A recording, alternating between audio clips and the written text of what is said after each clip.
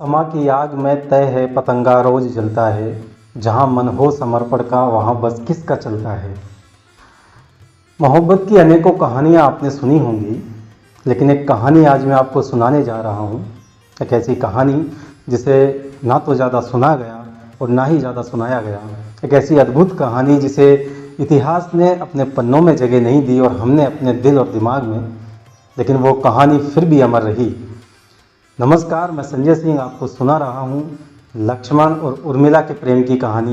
एक ऐसी कहानी, एक ऐसा प्रेम जिसमें ना सिर्फ प्रेम था बल्कि तपस्या थी, 14 वर्षों का इंतजार था, समर्पण था और साथ में थी प्रेम की वेदना। और उस वेदना को मैं कोशिश करूँगा कि आप तक पहुँचा सकूँ। तो शुरुआत करते हैं और सोचते हैं कि 14 वर्षों के बाद जब लक्ष्मण जी वन से आए और महल में अपनी पत्नी के पास बैठे हुए हैं, सामने बैठे हैं, दोनों को एक दूसरे से बहुत सारी बातें कहनी है, बहुत सारे सवाल भी करने हैं और उनके जवाब भी चाहने हैं। संकोच में है कि शुरुआत किस तरह से की जाए। और लक्ष्मण जी उर्मिला जी से पूछते हैं कि पिछले 14 वर्षों में हम तो वन में थे, लेकिन आप महलों में थी, जरा बताइए कि अपने प्रेम को किस तरह से आपने संभाल के रखा। और उर्मिला जी हल्के से मुस्कुराती हैं और लक्ष्मण को कहती हैं कि तुमने कष्ट जो वन में झेले, मैंने सारे अपने मन में झेले। तुमने कष्ट जो वन में झेले, मैंने सारे अपने मन में झेले। और बिन प्रियतम जीना क्या जीना, कोई कितना भी महलों में रह ले। उर्मिला की मनोदशा सुनकर लक्ष्मण जी चुप हो जाते हैं। तब उर्मिला जी उनसे पूछती है कि वन में तो आप भी रहे थे, हमसे दूर भी रहे, हमें छोड़कर भी गए।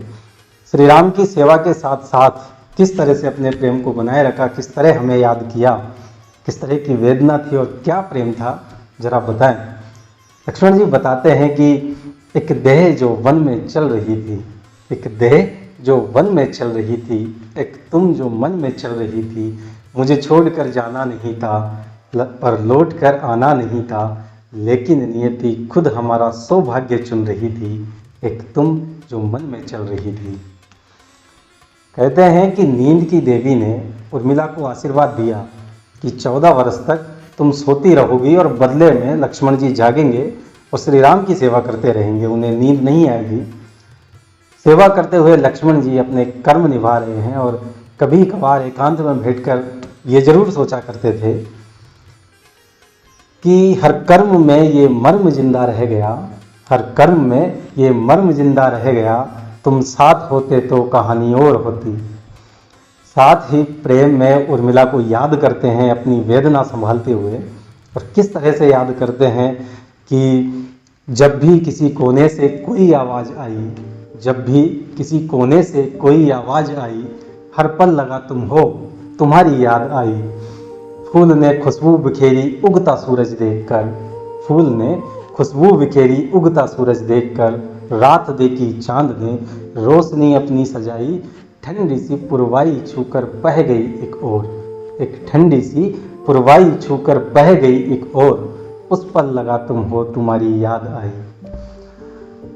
एक लंबी यात्रा, वर्षों की थकान और युद्ध की मनोदशा से उबरने के बाद लक्ष्मण जी, श्री राम जी और सीता जी के साथ वन से, लंका से अयोध्या की तरफ लौटते हैं। और अयोध्या पहुंचने से ठीक पहले की रात वो लोग गंगा के किनारे गुजारते हैं। गंगा के किनारे लक्ष्मण जी टहलते हुए एकांत में चले जाते हैं। मन में उत्साह है अपनी पत्नी से मिलने का, और उस उत्साह में और उस प्रेम में अपनी पत्नी को याद करते हैं। और याद करते हुए क्या सोच रहे हैं कि चलो मिलन का समय हुआ है, चलो मिलन का समय हुआ है।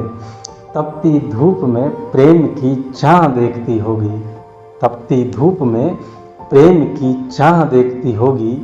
महल में प्रियसी हमारी राह देखती होगी और सोचती होगी कहीं पैगाम भी आया है क्या, सोचती होगी कोई पैगाम भी आया है क्या। देखती होगी कहीं मेरा कोई साया है क्या। मन में उठती व्यर्थ की शंकाओं को रोकती होगी, मन में उठती व्यर्थ की शंकाओं को रोकती होगी। महल में प्रियसी हमारी राह देखती होगी।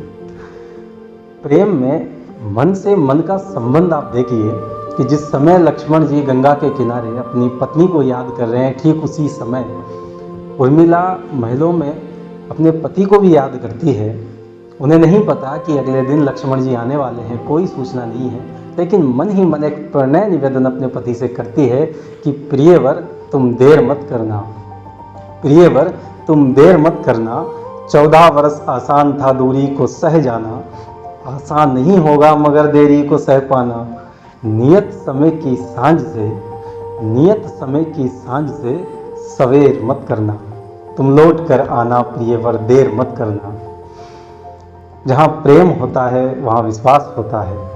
लक्ष्मण जी लौट कर आए और उनके प्रेम, उर्मिला और लक्ष्मण के विश्वास ने इस कहानी को, इस प्रेम को सार्थक कर दिया। वर्षों तक वो दोनों साथ में रहे। मैं थोड़ा भी सफल हुआ हूँ इस वेदना को आप तक पहुँचाने में, तो इस वीडियो को शेयर करें और लोगों को भी पता चले कि एक प्रेम ऐसा भी था। वीडियो शेयर करें, लाइक करें, साथ ही मेरे चैनल को भी सब्सक्राइब करें ताकि मैं आपके सामने ऐसे वीडियोस लाता रहूं, आपके सामने वीडियोस देता रहूं और प्रोत्साहित होता रहूं। अभी के लिए मुझे अनुमति दीजिए। जय श्री राम।